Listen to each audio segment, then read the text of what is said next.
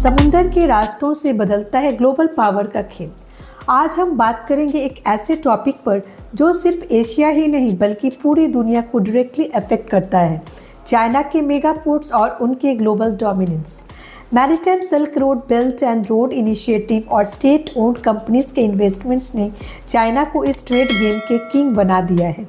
China के port सिर्फ exporting करने के जरिए नहीं है बल्कि पावर और स्ट्रैटेजी का वेपन भी बन चुका है। चलिए अब समझते हैं कैसे।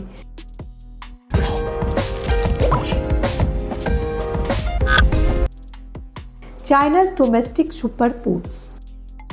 सबसे पहले देखते हैं खुद चाइना के अंदर के सुपर पोर्ट्स को। संघाई पोर्ट जो दुनिया का सबसे बिजिएस्ट पोर्ट है, हर साल लगभग 47.3 मिलियन कंटेनर्स हैंडल कर रहा है और ये automated terminals, AI powered systems और कनेक्टिविटी में वर्ल्ड लीडर है।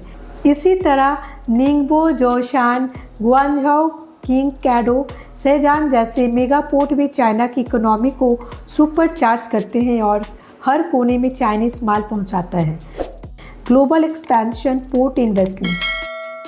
अब बात करते हैं चाइना के ग्लोबल एक्सपेंशन की।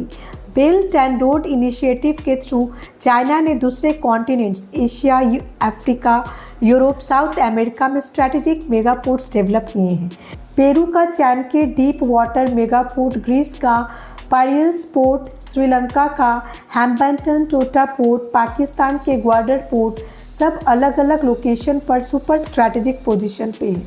चाइना इन पोर्ट्स में कभी ओनरशिप, कभी लीज, कभी जॉइंट वेंचर के थ्रू स्टेक बनाए रखता है और इस वजह से चाइना वर्ल्ड मैरीटाइम नेटवर्क का किंग बन गया है।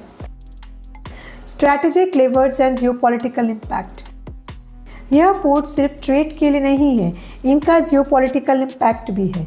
China depth diplomacy, infrastructure investment और लॉन्ग टर्म लीज एग्रीमेंट के थ्रू वनरेबल इकोनॉमीज पर इन्फ्लुएंस गेन करता है। बहुत सारे डेवलपिंग कंट्रीज़ ने चाइना से लोन के अपने पोर्ट्स अपग्रेड किए, लेकिन रीपेमेंट की प्रॉब्लम्स की वजह से उनका कंट्रोल भी कॉम्प्रोमाइज़ हो गया। इन पोर्ट्स की वजह से चाइना को लॉजिस्टिकल, पॉलिटिकल और मिलिट्री लेवर्स मिलता है, जो वेस्ट इंडिया और दूसरे पावरफुल देशों के लिए भी टेंशन का रीज़न है। Supply chains and future implication.